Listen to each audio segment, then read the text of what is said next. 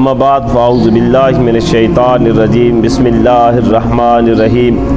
رب اشرح لی صدری ویسر لی امری واحلل عقدۃ من لسانی یفقہوا قولی۔ سیدنا کریم صلی اللہ علیہ وآلہ وسلم،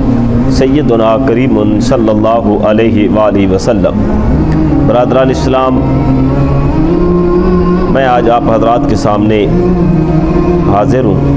اور جس موضوع پر آپ کے سامنے لب کشائی کرنا چاہتا ہوں وہ عورتوں کا آئیڈیل کردار۔ اس حوالے سے آپ کی خدمت میں چند باتیں پیش کرنے کی سعادت حاصل کرتا ہوں۔ برادران اسلام، اگر آپ اسلام کا مطالعہ کریں تو جس وقت نبی کریم صلی اللہ تعالیٰ علیہ وآلہ وسلم اس کائنات کے اندر تشریف لائے تو عرب کے اندر حالات یہ تھے کہ جس گھر کے اندر بچی پیدا ہوتی تھی تو اس گھر کے اندر صف ماتم بچ جاتا تھا، لوگ اپنی بچیوں کو زندہ درگور کرتے تھے اور اسی طرح عورت کی کوئی قدر و قیمت نہ تھی۔ لیکن جس وقت میرے کریم آقا مولا صلی اللہ تعالیٰ علیہ وآلہ وسلم آپ تشریف لائے تو حضور صلی اللہ علیہ وآلہ وسلم کی آمد کی برکت سے اللہ تعالیٰ نے اور رسول اکرم صلی اللہ علیہ وآلہ وسلم نے عورت کو 4 درجے دیے۔ عورت ماں کی حیثیت سے نظر آنے لگی، عورت بیوی کی حیثیت سے، بیٹی کی حیثیت سے، کہ اللہ تعالیٰ نے مولا کے محبوب علیہ الصلوۃ والسلام نے بہن کے مقام و مرتبہ کو اجاگر کیا۔ اسی طرح برادران اسلام، اگر ماں کے درجے کو دیکھا جائے تو نبی کریم صلی اللہ تعالیٰ علیہ وآلہ وسلم خود اپنی ماں کی قدر کرتے ہوئے نظر آتے ہیں، اور حضور نبی رحمت صلی اللہ تعالیٰ علیہ وآلہ وسلم ایک موقع پہ صحابہ کرام کی مجلس میں تشریف فرما تھے۔ ایک بوڑھی عورت ڈنڈے کی ٹیک پہ چلتی ہوئی حضور کی مجلس میں آئی۔ نبی کریم صلی اللہ علیہ وآلہ وسلم نے اس عورت کا استقبال کیا۔ جب وہ جانے لگی، نبی کریم صلی اللہ علیہ وآلہ وسلم اسے تحائف دے کر آپ نے اسے رخصت کیا اور دور تک اس کے ساتھ گئے، واپس مجلس میں تشریف لائے۔ سیدنا فاروق اعظم رضی اللہ تعالیٰ عنہ عرض کرتے ہیں، یا رسول اللہ، یہ قسمت کی دنی کون تھی جس کی اتنی عزت کی جا رہی تھی؟ نبی کریم صلی اللہ علیہ وآلہ وسلم نے ارشاد فرمایا، صحابہ، یہ میری رضائی ماں تھی۔ تو رضائی ماں کی اتنی اللہ کے محبوب علیہ الصلوۃ والسلام نے اتنی قدر دی تو حقیقی ماں کا مقام کیا ہوگا؟ اسی طرح نبی کریم صلی اللہ علیہ وآلہ وسلم کی آمد سے پہلے بیٹیوں کو زندہ درگور کیا جاتا تھا، تو حضور صلی اللہ علیہ وسلم کی بیٹی پیدا ہوئی تو حضور نے ارشاد فرمایا، لوگوں، بچیاں آتی ہیں تو اللہ کی رحمتوں لے کر آتی ہیں، یعنی بچیاں اللہ کی رحمتیں بن کر آتی ہیں۔ اور سیدہ کائنات سیدہ فاطمہ الزہرا کے بارے میں محبت کا اظہار کرتے ہوئے فرمایا کہ فاطمہ تو بدۃ منی، فاطمہ میرے جگر کا ٹکڑا ہے۔ اور اسی طرح جب بہن کی باری آتی ہے تو نبی کریم صلی اللہ علیہ وآلہ وسلم کی بارگاہ میں جب ایک جنگی قیدی بن کے حضور صلی اللہ علیہ وسلم کی رضائی بہن آتی ہے تو حضور علیہ الصلوۃ والسلام اس کو دیکھ کے اسے بھی آزاد کر دیتے ہیں، تحائف دیتے ہیں اور اس کے ساتھ سارے کو آزاد کرتے ہیں۔ فرماتے ہیں کہ میں اپنی بہن کی وجہ سے ان سب کو آزاد کر رہا ہوں کہ یہ میری رضائی بہن ہے۔ اور اسی طرح جب بیوی کا مقام و مرتبہ آتا ہے تو نبی کریم صلی اللہ علیہ وسلم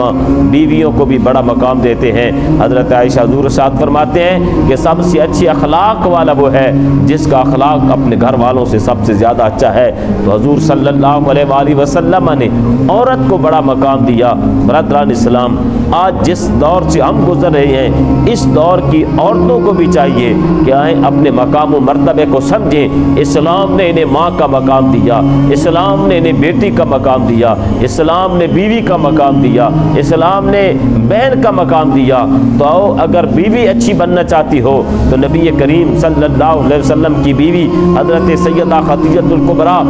سلام اللہ علیہ کا کردار کو دیکھو کہ اسلام کے اندر، اگر میں اس طرح عرض کروں کہ بڑی بڑی ہستی ہستیوں کو پڑھ کے دیکھیں، حضرت آدم علیہ السلام سے لے کر آج تک جس نے بھی مقام پایا، اگر مرد مقام پا رہے ہیں تو ساتھ عورت کا کردار بھی نظر آ رہا ہے، عورت کا کردار بھی نظر آتا ہے۔ حضرت آدم علیہ السلام کے ساتھ جناب حضرت اماں حوا کا کردار نظر آتا ہے، تو جناب ابراہیم علیہ السلام کے ساتھ حضرت ہاجرہ کا کردار نظر آتا ہے، حضرت موسیٰ علیہ السلام کے لیے جناب مریم کا کردار نظر آتا ہے۔ تو اسی طرح نبی کریم صلی اللہ علیہ وآلہ وسلم کی ذات کے ساتھ سب سے پہلے جس ہستی نے اپنے اسلام کے لیے اور داعی اسلام کے لیے کردار ادا کیا، عورتوں میں سے جناب سیدہ خدیجہ الکبریٰ سلام اللہ علیہا کی ذات ہے۔ آپ نے ہر طرح سے حضور صلی اللہ علیہ وآلہ وسلم کا ساتھ دیا، اور حضور صلی اللہ علیہ وسلم نے بیوی ہونے کے ناطے انہیں اتنا اعزاز، اتنی محبت سے نوازا کہ حضور صلی اللہ علیہ وآلہ وسلم بعد از وصال بھی انہیں یاد کرتے تھے اور ان کے ساتھ محبت کا اظہار فرمایا کرتے تھے۔ تو برادران اسلام، بیویوں کو کردار ادا کرنا ہے۔ کوئی عورت اچھی بیوی بننا چاہتی ہے اور اپنے آئیڈیل نمونہ دیکھنا چاہتی ہے تو جناب سیدہ عائشہ صدیقہ رضی اللہ تعالی عنہا کے کردار کو دیکھے کہ جن کے داغداری کو دور کرنے کے لیے اور جن کی پاکی بیان کرنے کے لیے اللہ رب العالمین نے قرآن کے اندر 17 آیات کو نازل فرمایا۔ اپنی پاکی اس انداز میں، اپنی پاکی کا، اپنی شرم و حیا کا، اپنی عزت کا پہرا دیا کہ جن کی عزت کی گواہی، پاک دامنی کی گواہی اللہ کا قرآن دیتا ہوا نظر آتا ہے۔ آج کی عورت کو چاہیے کہ سیدہ عائشہ صدیقہ کو اپنا آئیڈیل نمونہ بنائے اور ان کی سیرت کا مطالعہ کرے، اور اگر اچھی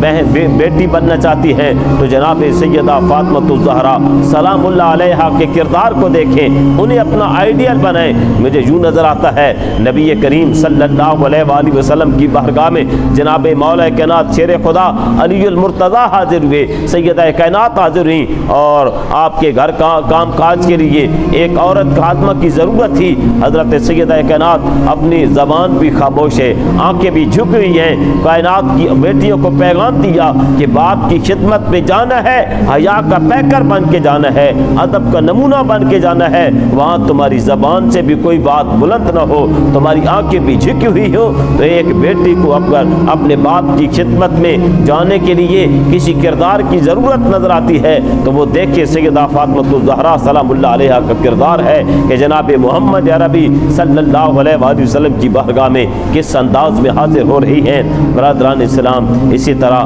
آج کی عورت اگر وہ اپنی اچھی ماں بننا، خود اچھی ماں بننا چاہتی ہے تو سیدہ فاطمہ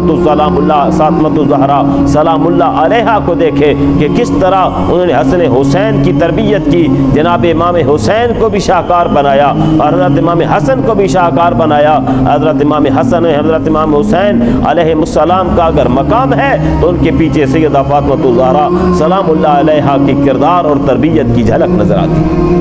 اسی طرح برادران اسلام، ہمیں آج کی عورتوں کو یہی درس ہے۔ آج ہماری ماؤں بہنوں کو اگر کسی آئیڈیل نمونے کی ضرورت ہے اور وہ کسی کو اپنا آئیڈیل کردار بنانا چاہتی ہیں تو جناب سیدہ زینب سلام اللہ علیہا میدان کربلا کے اندر وہ بھی شرم و حیا کا پیکر بنی رہی، تلواریں چل رہی ہیں، نیزے چل رہے ہیں،